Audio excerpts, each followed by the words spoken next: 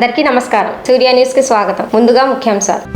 అధికారులు యుద్ధ ప్రాతిపదికన పనిచేయాలంటున్న పవన్ కళ్యాణ్. రాష్ట్రంలో వరద పరిస్థితిని దృష్టిలో పెట్టుకుని అధికారులు యుద్ధ ప్రాతిపదికన పనిచేయాలని డిప్యూటీ సీఎం పవన్ కళ్యాణ్ ఆదేశించారు. అంటువ్యాధులు ప్రబలే అవకాశం ఉన్నందున ఏమాత్రం అలసత్వం వద్దని సూచించారు. ప్రజలకు ఎప్పటికప్పుడు అందుబాటులో ఉండాలని, రక్షిత మంచినీటిపై దృష్టి సారించాలని స్పష్టం చేశారు. వరద ముంపు గ్రామాల గురించి ఆయన ఆరా తీసినట్లు జనసేన వర్గాలు తెలిపాయి.